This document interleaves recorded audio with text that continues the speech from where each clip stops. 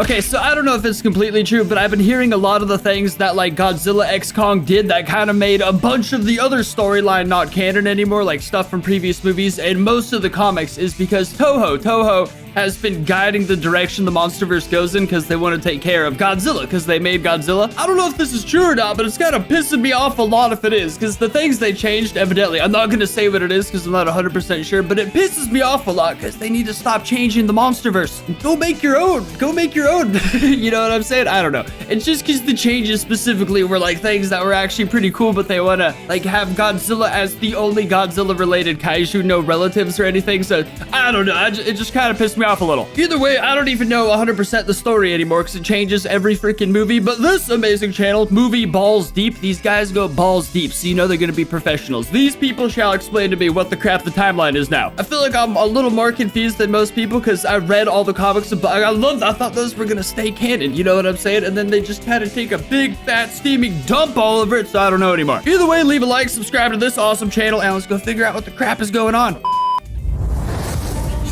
Godzilla and Kong. These two eternal rivals would one day bring about an end to a great war that had plagued the Earth since the dawn of time. But what is the ancient war, and why did it all begin? Well, the history of the Monsterverse is constantly changing. My job is to make sense of what we've been told to help you get the full picture based on the multiple origins we're given. We need to pick one story, bro. Kong, this war has finally come to an end. First, we must rewind to a time where both species were at their peak. Titanus Gojira were regarded as the protectors of Earth. It was their job to keep the natural order, well, in order. And then there was Titanus Kong, the protectors of humanity. Yeah, but now I'm pretty sure there's just one Godzilla.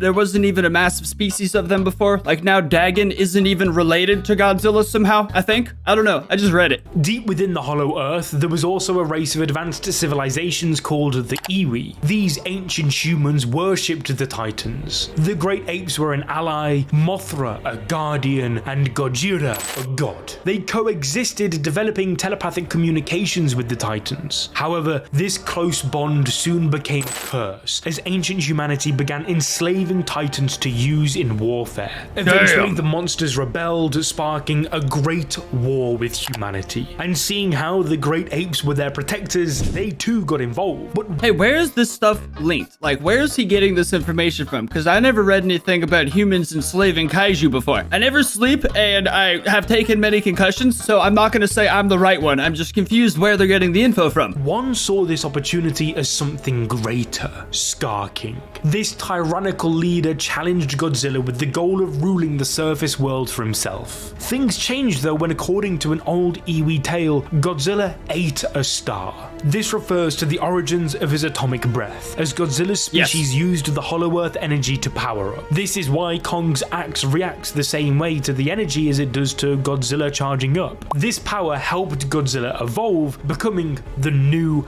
alpha species. This parallels how Mechagodzilla later underwent an evolution after harnessing that very same power. Nonetheless, this war was a bloody one. Many titans being wiped off the face of the planet, including many of Godzilla's family. See, now, isn't in Godzilla x Kong, it's confirmed that now there was just one Godzilla the whole time? It wasn't like, I'm so lost. The events of this war are stated to have resulted in the Ice Age, thanks to Skar King and his enslavement of Shimo. She is one of the oldest titans of all time, responsible for the first ever Ice Age, making her over 2 billion years old. She's responsible for some pretty good movies. Eventually came out on top. Those who survived the war scattered across Earth. The remaining Kongs fled to Skull Island along with some of the Iwi. See, in the comics, it was like Godzilla banished them to Skull Island. Was like, originally, I don't know. I don't trust anything anymore. Thus, a prophecy was made. One day, an Iwi from Skull Island would return and awaken Mothra, helping end the war for good. Other humans created new colonies across the globe in places such as Egypt, North and South America, Europe, and Asia. These are likely the source of modern man, as despite their memories of the Titans fading, fading over time, the fact that the Chen family and even Madison Russell have a psychic connection to Mothra, according to the King of the Monsters novel. Awful. You guys get Maddie Russell's psychic connections to Mothra. King of the Monsters would have been the best movie on the planet if they just got Maddie, her mom, and her dad out of there. Now Maddie's got psychic connection. I didn't read that book, thank God. Suggests that their lineage does link back to this ancient. This crackhead's gotta stop tweeting things. Every time he tweets something, like 5 things become uncanon, I swear, and they're so backed up and supported on Twitter. Everyone loves it. Makes me sick. In humanity. Inside the Hollow Earth, however, Godzilla sent Skar King and his tribe into exile within the subterranean area of the Hollow Earth. Yep, that's right. The Hollow Earth just got hollower. With this war seemingly over and the Ice Age drastically changing the world's landscape, the remaining Titans went into deep hibernation. By 11th century BC, only one other known Godzilla remained, Dagon, but even he succumbed to an ancient rival, the Muto Prime, aka Jinshin Mushi. Elsewhere on Skull Island, Kong's parents were all that was left, with them succumbing to the Skull Crawlers the day Kong was born, leaving him without a family, filled with an instant reality of this cruel world and what this war was capable of. That comic was As insane. He grew up, Kong I suggest came to everyone learn read the it. many cave paintings depicting his species' past and his future. Fierce battles against titans, with one being Godzilla. The aftermath of one we can actually see in one of Godzilla's old homes in Godzilla Dominion with a Kong skull inside. Kong would soon get some unexpected guests in 1944 during World War II though, as 2 pilots, Hank Marlowe and Gunpei Ikari, found themselves stranded.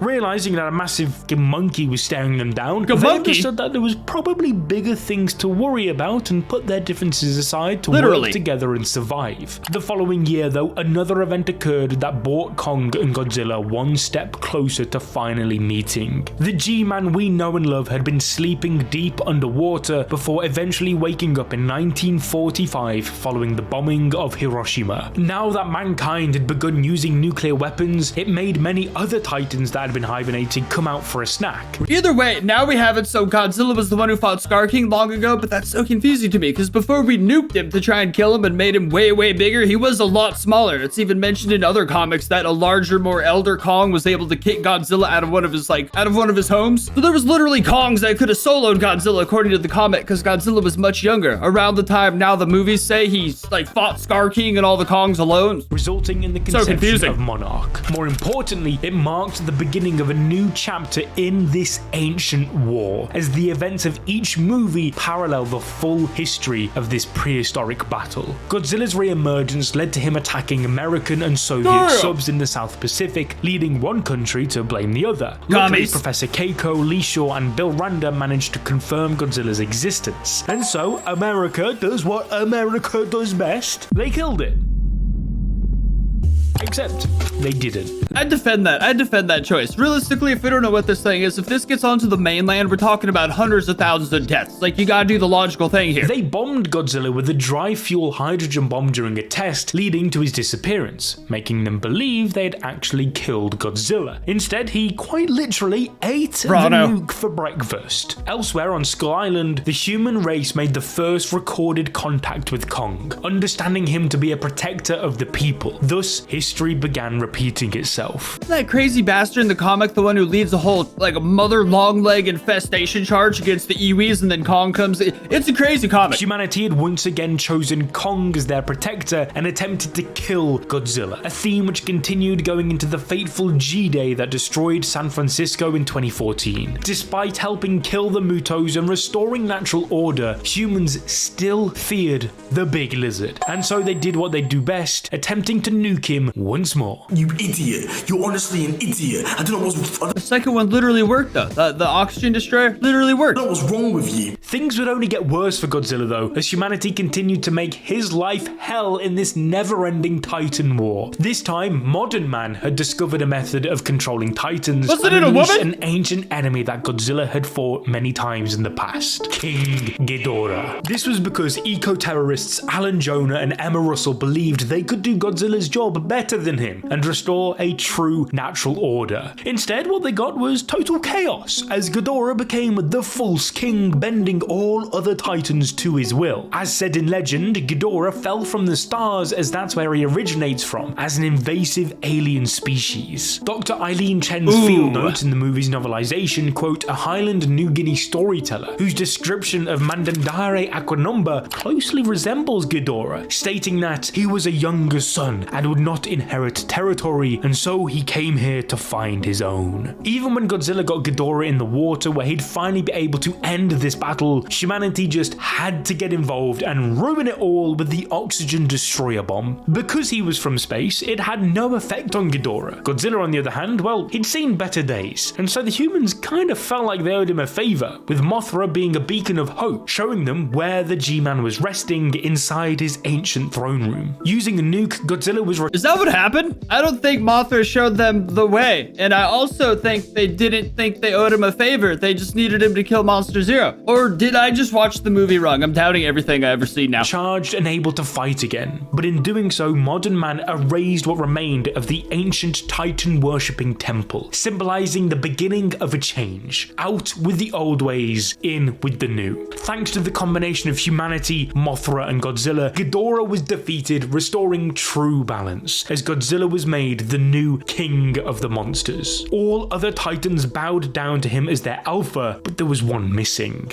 Kong. Because for all he cares, he is king. And what is a king to a god? I think he was just on an island. The storms caused by Ghidorah, Skull Island was put on full lockdown. During these storms, the Iwi tribe were totally wiped out, aside from Gia, the chosen one who would fulfill the prophecy. Are we still on the same page with this? Because Kamazatsu, the bat kaiju that was under Hollow Earth, or under Skull Island, has that power to draw storms to it. Is this still canon that that's why the storm went there? What are we even doing anymore? The war wasn't over just yet, though. Whilst some of humanity came to understand that Godzilla meant no harm, others still believed themselves to be top of the food chain. They may have failed to control the Titans, but Apex Cybernetics had already begun creating a new weapon, one that continued King Ghidorah's legacy. Hidden in the King of the Monsters credits, it's revealed that Monarch had not only experimented on creating organic Titans of their own, but even a mechanical one that could be used for war against other humans. That way they could replace Godzilla and reclaim the planet they believe belonged to them. How could they possibly have the elements needed to create a Titan of their own? Well, they don't.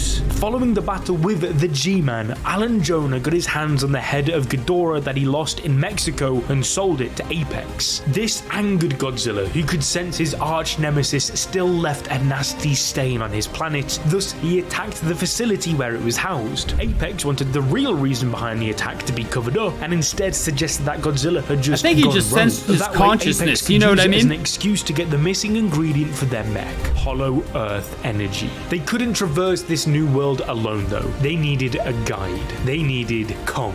Thus he was taken from Skull Island with the promise that they could help him return home. In doing so, they facilitated Kong's rebellion against Godzilla. Knowing that one of his ancient enemies had broken the peace treaty the G-Man ordered out to all Titans, he went in to attack. Thus, the battle between two alpha super species commenced, with Kong narrowly escaping the attack in the end, finally getting his ticket home. For the first time since the beginning of the ancient war, Kong sat upon his throne and reclaimed his battle axe in the Hollow Earth. Meanwhile, Apex intended to bring an end to the rule of Titans by using the telepathic abilities of Ghidorah to remotely pilot a giant mechanical Godzilla. I agree with a lot of this so far. Ancient humans who enslaved the Titans. What? I mean, what could possibly go wrong? The problem all stemmed from how humanity stupidly powered the machine with things outside of their control. Wait, did that ever happen? Did humanity ever control time? I need someone to let me know down below, because I haven't seen any evidence of that whatsoever in the Monsterverse, not in any way, shape, or form, but I mean, it's possible. After recreating the energy that Apex had found in the Hollow Earth and using it to power the mech, Ghidorah's consciousness took over. This creation truly was just one big F you to Godzilla, as it was the mind of his biggest rival, built by the minds of the humans who betrayed him. And so as Mechagodzilla broke broke free from the Apex facility, he was met with his arch nemesis, Godzilla, who had since Mechagodzilla's just so done amazing. another round with Kong.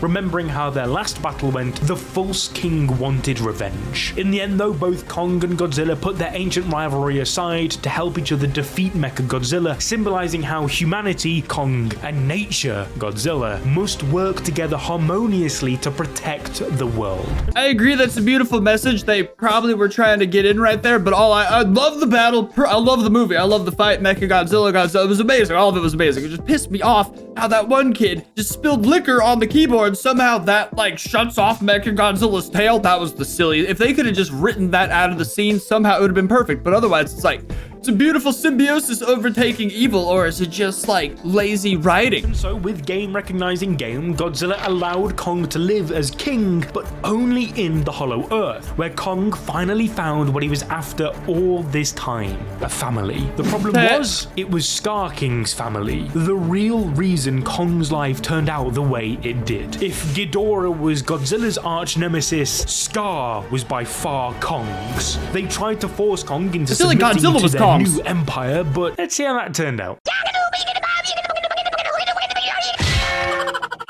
Once Skar realized that Kong had been to the surface world, the tyrant leader realized that his time to rule had finally come. He unleashed Shimo once again with I thought it was because Kong opened up that hole, allowing them to escape. Kong narrowly escaping alive. He suffered frostbite, resulting in the aid of humanity once more, symbolizing their strong connection. What remained of the Mechagodzilla tech was repurposed into a gauntlet for Kong to wield, helping him fight regardless of his injuries. Back on the surface world, Godzilla was restless. I don't know if it was what remained of the Apex tech. They said they were working on that for a while. Like they just had a spare left over as an extra prototype. He had lost all patience. This was because he could sense a distress signal sent by the Iwi, who had gotten so scared of Skar King's rise to power that they called upon a god to save them. If he wasn't fed up enough as it is with his home destroyed and titans like Scylla disobeying his rule, Skar King was preparing for war once again. Thus, he began his training arc. Godzilla scoured the planet, absorbing radiation before rocking up at Tiamat's home. That's right, this battle with Skar was so huge that Godzilla lost all composure.